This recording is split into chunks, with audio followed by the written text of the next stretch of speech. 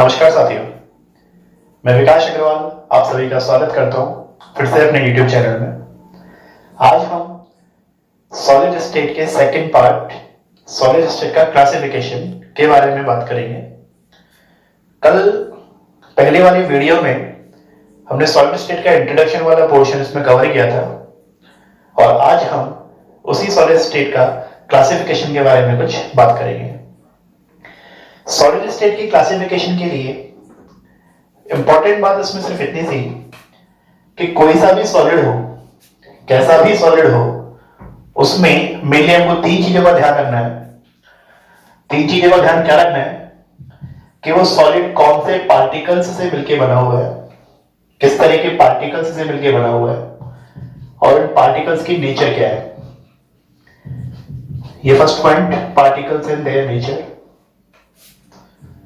दूसरी इंपॉर्टेंट बात सॉलिड्स के लिए कि हम जानते हैं कि कोई भी पार्टिकल हो या कोई भी सॉलिड हो, उसमें जितने भी पार्टिकल्स होंगे उन पार्टिकल्स में कोई ना कोई फोर्स ऑफ अट्रैक्शन तो होगा, मतलब वो किसी ना किसी अट्रैक्शन से बंधे हुए होंगे जिसकी वजह से वो सॉलिड फॉर्म में कन्वर्ट होता है।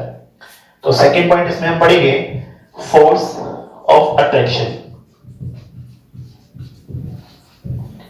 एंड नंबर 3, थर्ड पॉइंट जो हम पढ़ेंगे वो हम कल भी इसके बारे में पहली वाली वीडियो में हमने इसके बारे में बात की थी और वो है अरेंजमेंट ऑफ पार्टिकल्स, कि पार्टिकल पूरे के पूरे सॉलिड में किस तरीके से अरेंज है। मतलब सॉलिड के लिए स्पेशली तीन बातों का हमको ध्यान रखना है इस पूरे चैप्टर में कि वो सॉलिड किस प्रकार के पार्टिकल से बना हुआ है, पार्टिकल्स की नेचर कैसी है, पार्टिकल्स के बीच में किस तरीके का फोर्स इसमें काम कर रहा है, फोर्स ऑफ अट्रैक्शन क्या है जिसकी वजह से वो बंधे हुए हों, बाइंडेड हों, और वहां पे जो पार्टिकल्स हैं उनका अरेंजमेंट किस प्रकार का है। इनके बारे में हम बेसिकली इस चैप्टर में बात करेंगे। सॉलिड्स को जनरली चार कैटेगरी के अंदर क्लासिफाई करेंगे हम। चार तरह के हम सॉलिड यहां पे पढ़ेंगे। एक होगा इसमें नंबर 1 आयनिक सॉलिड, नंबर सेकंड इसमें हम पढ़ेंगे बेटा एटॉमिक सॉलिड, एटॉमिक टाइप के सॉलिड। नंबर 3 इसमें पढ़ेंगे molecular type of solid and number 4 पढ़ेंगे इसमें हम मेटालिक सॉलिड।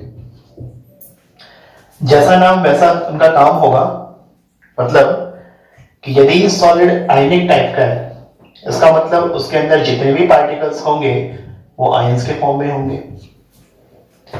यदि हम बात करें एटॉमिक सॉलिड की, एटॉमिक सॉलिड यदि है तो जिसमें जितने भी पार्टिकल्स होंगे वो सब एटॉमिक फॉर्म में होंगे, एटम। मॉलिक्यूलर सॉलिड यानी कि कंप्लीट पूरे के पूरे सॉलिड के अंदर जितने भी पार्टिकल्स होंगे वो सारे मॉलिक्यूल के फॉर्म में होंगे, मॉलिक्यूल। और मेटालिक सॉलिड्स के अंदर हम बात करेंगे मेटल्स की। मतलब इस पूरे के पूरे चैप्टर्स के अंदर, पूरे के पूरे क्लासिफिकेशन के अंदर टोटल 4 तरह के हम सॉलिड्स के बारे में बात करेंगे। आयनिक solid, atomic solid, molecular solid and metallic solid. Ionic solid जो कि आयन से मिलकर बना होगा, एटॉमिक सॉलिड जिसमें हम एटम्स के बारे में बात करेंगे, मॉलिक्यूलर सॉलिड जिसमें हम मॉलिक्यूल्स की बात करेंगे एंड नंबर 4 मेटालिक सॉलिड जिसमें हम मेटल्स की बात करेंगे। तो ये तो होंगे इनके पार्टिकल्स। अब कौन से पार्टिकल किस तरीके के फोर्स से अट्रैक्टेड हैं, किस तरीके के फोर्स से वो बाइंडेड हैं, उसके बारे में हम बात करते हैं। तो एक एक सॉलिड को यहां पे ध्यान से देखिएगा।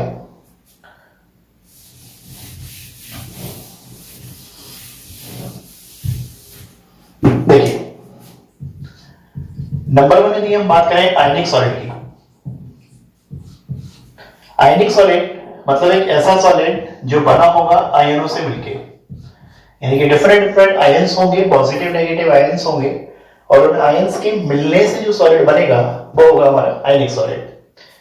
एक एग्जांपल के तौर पे बात करते हैं, जैसे NaCl, solid sodium chloride, solid NaCl जिसके अंदर सोडियम और क्लोराइड के आयंस प्रेजेंट होंगे और बहुत सारे सोडियम और क्लोराइड के आयन इस तरीके से यहां पे प्रेजेंट हो सकते हैं। इस तरीके से एक सोडियम के बाद में क्लोराइड, फिर सोडियम, फिर क्लोराइड, फिर सोडियम, इस तरीके से पूरा की पूरा कंप्लीट अरेंजमेंट यहाँ पे हमको देखने को मिलेगा। आयनिक सॉलिड्स के अंदर ये जो NaCl वाला जो एग्जांपल है, इस NaCl वाले एग्जांपल के अंदर जो फोर्स ऑफ अट्रैक्शन जिसकी हम बात कर रहे थे कि किस फोर्स के द्वारा, किस फोर्स के थ्रू ये सारे के सारे आयंस ऑटोमेटिकली अपने आप से अटैच हैं, तो सिंपल सा लॉजिक है कि यहाँ पे जो कि आयंस प्रेजेंट है, अब आयंस प्रेजेंट होंगे तो उनमें पॉजिटिव और नेगेटिव चार्ज होंगे, तो पॉजिटिव और नेगेटिव चार्ज क्या करेंगे, एक दूसरे को अट्रैक्ट करते हैं। अब अपोजिटली चार्ज आयंस हैं, अट्रैक्ट करेंगे, और ऐसा बिल्कुल भी नहीं होगा कि एक सोडियम आयन केवल एक क्लोराइड आयन को ही अट्रैक्ट करे, या एक क्लोराइड आयन केवल एक सोडियम आयन को ही अट्रैक्ट करे, बल्कि यदि एक क्लोराइड आयन है तो अपने आसपास के सभी सोडियम आयन को वो अट्रैक्ट करेगा। सेम यदि एक सोडियम आयन है तो वो अपने आसपास के सभी क्लोराइड आयंस को अट्रैक्ट करेगा। तो इस तरीके से जो सॉलिड फॉर्म हो रहा है यहाँ पे, इसको हम बोल रहे हैं आयनिक सॉलिड। नंबर सेकंड, यदि हम एटॉमिक सॉलिड की बात करें, एटॉमिक सॉलिड यानी कि जो सॉलिड बनेगा वो यहाँ पे वो एटम्स से मिलके बनेगा, कंप्लीट एटम्स होंगे इसमें। एक एग्जांपल की बात करते हैं यहाँ पे, जैसे कि फॉर एग्जांपल डायमंड और ग्रेफाइट, ये आपके एटॉमिक सॉलिड्स के एग्जांपल हैं, दोनों ही कार्बन एटम से मिलके बने हुए हैं। अब किस तरीके से यहाँ पे इन सॉलिड का फॉर्मेशन होता है इसके बारे में बात करेंगे अभी, तो उसको ध्यान से समझिएगा। जैसे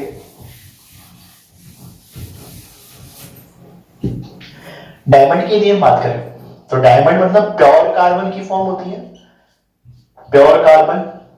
ग्रेफाइट होगा तो वो भी प्योर कार्बन होगा, यानी कि कार्बन के एटम टेट्राहेड्रिकली चतुष्फल के रूप में ज्योमेट्री में अरेंज होंगे। और टेट्राहेड्रल क्यों होंगे, क्योंकि कार्बन जिसके इलेक्ट्रॉनिक कॉन्फ़िगरेशन है 2-4, यानी कि आउटर मोस्ट शेल में इलेक्ट्रॉन है 4, मतलब ऑक्टेट कंप्लीट करने के लिए अभी इसको 4 इलेक्ट्रॉन्स की और रिक्वायरमेंट है। तो 4 इलेक्ट्रॉन्स की रिक्वायरमेंट है तो एक कार्बन अपने चारों तरफ मैक्सिमम 4 ही बॉन्ड बनाएगा, 4 ही इसकी वैलेंसी होगी। तो 4 वैलेंसी की वजह से 4 बॉन्ड इस तरीके से एक कार्बन अपने साथ में अटैच करता है। सेम ऐसे और भी जो कार्बन एटम होंगे वो भी अपने इसी तरीके से बॉन्ड फॉर्मेशन करेंगे, और कार्बन एटम होंगे वो भी इसी तरीके से अपने एटम बॉन्ड फॉर्मेशन करेंगे। और इस प्रकार से यहाँ पे कंप्लीट इस तरीके से पूरे के पूरे एक सॉलिड का फॉर्मेशन होगा। मतलब ये जो एटॉमिक सॉलिड है, इन एटॉमिक सॉलिड में कार्बन एटम पूरा के पूरा बाइंड होके, मतलब कोवलेंट बॉन्ड बना के इलेक्ट्रॉनों की पेयरिंग करके, ध्यान रखना कि एटॉमिक सॉलिड्स के अंदर ये जो सॉलिड बनता है, इस सॉलिड की जो बाइंडिंग होगी, एटम्स की जो बाइंडिंग होगी, वो बनती है इलेक्ट्रॉनों की पेयरिंग से। तो यहाँ पे कोवलेंट बॉन्ड फॉर्मेशन है, सहसंयोजी बंध बनता है, इलेक्ट्रॉनों की यहाँ पे साझेदारी होगी, इलेक्ट्रॉनों की पेयरिंग होगी यहाँ पे, और इलेक्ट्रॉनों की पेयरिंग की वजह से ये सारा कुछ आपस में बंधा हुआ होगा, अटैच होगा। तीसरे टाइप का जो सॉलिड, एक बात और, एटॉमिक सॉलिड में चूंकि यहाँ पे कोवलेंट बॉन्ड फॉर्मेशन हो रहा है, इसलिए इसको हम कोवलेंट सॉलिड भी बोलते हैं। कोवलेंट सॉलिड के नाम से भी इसको जाना जाता है। इसके अलावा और क्या बोल सकते हैं कि जो एटॉमिक सॉलिड है उसमें देखो कंप्लीट एक पूरे नेटवर्क फॉर्मेशन हो रहा है, नेटवर्क फॉर्मेशन, दैट्स मीन इसको हम नेटवर्क सॉलिड भी बोल सकते हैं। तो ध्यान रखिएगा, एटॉमिक सॉलिड जिसमें एटम्स होंगे, एग्जांपल डायमंड एंड ग्रेफाइट, इसके अंदर कार्बन कोवलेंट बॉन्ड फॉर्मेशन कर रहा है, इलेक्ट्रॉनों की पेयरिंग हो रही है, जिसकी वजह से बॉन्ड आपस में बंधे हुए हैं, जिसकी वजह से एटम्स आपस में अटैच हैं। क्योंकि यहाँ कोवलेंट बॉन्ड फॉर्मेशन हो रहा है इसलिए इसको हम कोवलेंट सॉलिड के नाम से भी जानते हैं। क्योंकि यहाँ नेटवर्क फॉर्मेशन हो रहा है इसलिए इसको हम नेटवर्क सॉलिड के नाम से भी जानते हैं। तीसरे टाइप का जो सॉलिड बनेंगे, वेरी इंपॉर्टेंट, ध्यान से समझिएगा।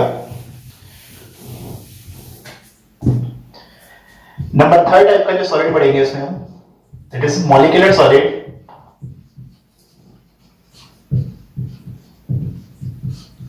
मॉलिक्यूलर सॉलिड मीन एक ऐसा सॉलिड जिसमें मॉलिक्यूल्स मिलके और पूरे के पूरे सॉलिड का फॉर्मेशन करेंगे। फॉर एग्जांपल जैसे कि हम यहाँ पे एग्जाम्पल के फॉर्म में ले सकते हैं सॉलिड CO2, जैसे एग्जाम्पल ले सकते हैं आइस। दोनों एग्जाम्पलों को ध्यान से समझिएगा।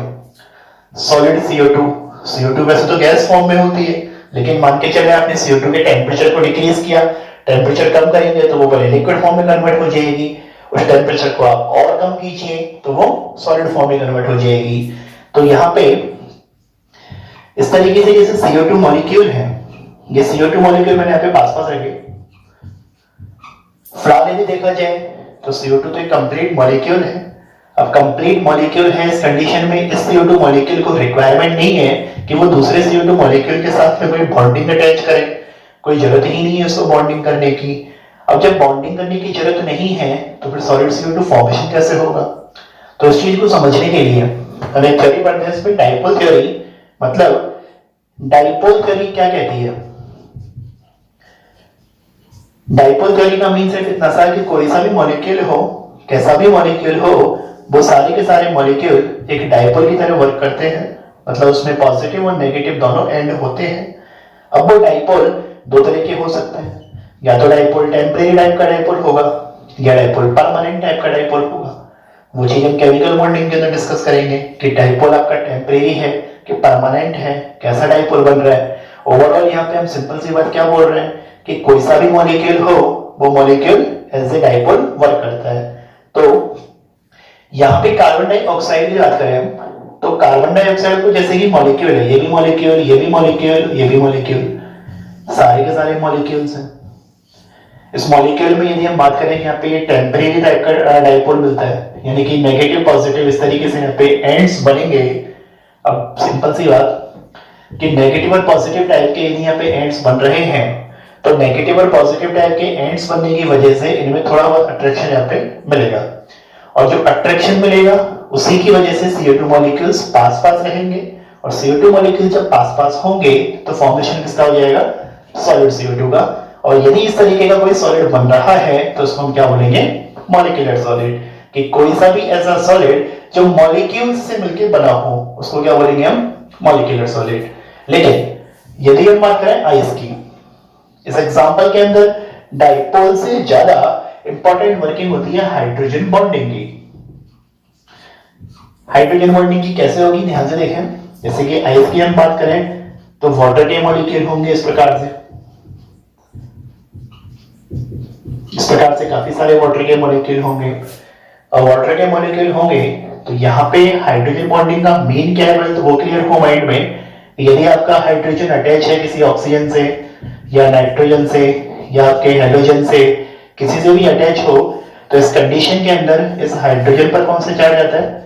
Partially positive. और ये जो आपके एटम होते हैं जिनको हम हाई इलेक्ट्रोनेगेटिव एलिमेंट बोलते हैं, ज्यादा विद्युत ऋणी तत्व है आपके, ज्यादा EN वाले परमाणु हैं आपके, तो इन पर कौन सा चार्ज आएगा? नेगेटिव। और जब ये पॉजिटिव चार्ज वाला हाइड्रोजन, क्योंकि देखो सिंपल सी बात है EN इनकी ज्यादा है। अब EN का मतलब क्या होता है? इलेक्ट्रॉनों को आकर्षित करने की क्षमता, इलेक्ट्रॉनों को अट्रैक्ट करने की कैपेसिटी।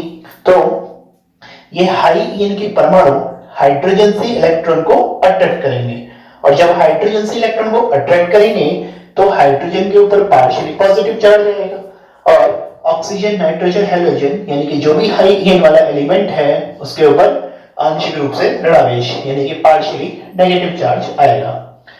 और जब ये partially positive hydrogen again contact में आता है किसी इन्हीं एटम्स में से किसी के भी, ऑक्सीजन, नाइट्रोजन या हेलोजन, तो यहाँ पे ये जो बॉन्डिंग होती है, ये जो अट्रैक्शन होता है, इस अट्रैक्शन को हम क्या बोलते हैं? Hydrogen bonding. जैसे कि वाटर मॉलिक्यूल के अंदर, इससे का एग्जांपल समझते हैं कि वाटर मॉलिक्यूल की स्ट्रक्चर मान के चलो ऐसी है HOH, जिसमें ये लॉन पेयर है इनके पास में, ऑक्सीजन की EN ज्यादा है, हाइड्रोजन की तुलना में इलेक्ट्रॉन खींचेगा, इलेक्ट्रॉन अट्रैक्ट करेगा। और दूसरा मॉलिक्यूल यदि हम बनाते हैं वाटर मॉलिक्यूल का, तो सेम सिचुएशन है, hydrogen mean delta positive, oxygen mean delta negative. तो यहाँ पे ये जो अट्रैक्शन होगा, इस अट्रैक्शन की वजह से जो बॉन्ड बनेगा वो कौन सा रहेगा? Hydrogen bond. और इस हाइड्रोजन बॉन्ड के कारण ही वाटर के मॉलिक्यूल आपस में अट्रैक्ट होंगे, और वाटर मॉलिक्यूल अट्रैक्ट होने से किसका फॉर्मेशन क्या आएगा? आइस का। तो इन दोनों एग्जांपल्स के अंदर सॉलिड फॉर्मेशन तो हो रहा है, सॉलिड तो बन रहा है, लेकिन सॉलिड बन किसकी वजह से रहा है? मॉलिक्यूल्स की वजह से। मॉलिक्यूल्स मिलके सॉलिड का फॉर्मेशन कर रहे हैं, इसलिए इसको अपन ने क्या बोल दिया? Molecular solid.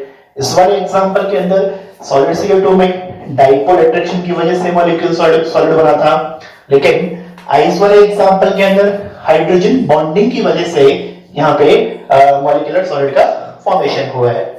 इसके अलावा एक लास्ट टाइप का सॉलिड और यहाँ पे देखेंगे हम, number 4, and number 4 is metallic solid. देखिए मेटालिक सॉलिड में मेटल आयन यहाँ पे होंगे अब, और ध्यान से समझिएगा इसको। जैसे कि सोडियम का एग्जांपल हम ले रहे हैं, सोडियम मेटल, और ये सोडियम मेटल अपना इलेक्ट्रॉन लूज कर रही है। जब इलेक्ट्रॉन लूज करेगी तो इस तरीके से Na+ का फॉर्मेशन होगा, यानी कि मेटल आयन का फॉर्मेशन होगा। ये लिख दिया सोडियम आयन। और पूरे के पूरे यदि हम मेटल के टुकड़े की बात करें, एक कंप्लीट मेटल का हम यदि ब्लॉक ले लें यहाँ पे इस तरीके से, तो इसमें ढेर सारे सोडियम आयन इस तरीके से प्रेजेंट होंगे, Na+ आयंस प्रेजेंट होंगे। पूरे की पूरी मेटल है, इलेक्ट्रॉन्स रिलीज करके इस प्रकार से मेटल आयन यहाँ पे फॉर्मेशन होंगे। अब ऐसा तो होगा नहीं कि सारे के सारे मेटल एटम इलेक्ट्रॉन्स को बाहर निकाल के फेंक देंगे, ऐसा नहीं होगा। मेटल एटम इलेक्ट्रॉन को बाहर निकाल के ही फेंकेगा, जबकि ये सारे के सारे इलेक्ट्रॉन जो रिलीज हुए हैं यहाँ पे, वो इन्हीं स्पेसेस के अंदर, ये जो स्पेस यहाँ पे दिख रहा है, इन्हीं स्पेसेस के अंदर गैस फॉर्म के अंदर मूव करता है। इलेक्ट्रॉन्स का इस गैस फॉर्म के अंदर सॉलिड के ब्लॉक के अंदर होने वाला जो मूवमेंट है, इस मॉडल को हम बोलते हैं इलेक्ट्रॉन गैस मॉडल। और इलेक्ट्रॉन गैस मॉडल कहता है कि ये जो मेटल एटम है, जितने भी इलेक्ट्रॉन्स को रिलीज करेंगी, वो सारे के सारे इलेक्ट्रॉन गैस फॉर्म के अंदर इसी सॉलिड के ब्लॉक के अंदर मूव करते रहेंगे, घूमते रहेंगे। तो इसमें ऐसा लगता है कि इलेक्ट्रॉन्स का पूरा की पूरा एक क्लाउड है, और इलेक्ट्रॉन्स के पूरे क्लाउड्स में ये मेटल आयन जो आयंस हैं, ये उसमें डूबे हुए हैं, सिंक हैं। इसलिए ध्यान रखें, इसको हम इलेक्ट्रॉन सी मॉडल के नाम से भी जानते हैं, ऑल्सो नोन एज इलेक्ट्रॉन सी मॉडल। मतलब इलेक्ट्रॉनों के समंदर के अंदर, इलेक्ट्रॉनों का समुद्र है, सी है, उसमें ये मेटल एटम आपके इसमें सिंक है, डूबे हुए हैं। इसलिए ध्यान रखें कि जैसे हम सॉलिड की प्रॉपर्टी की बात करते हैं कि सॉलिड मेलिएबल होते हैं, मतलब कि उनको यदि पीटा जाए तो वो आपके चपटी चादर का फॉर्मेशन कर लेते हैं। कैसे?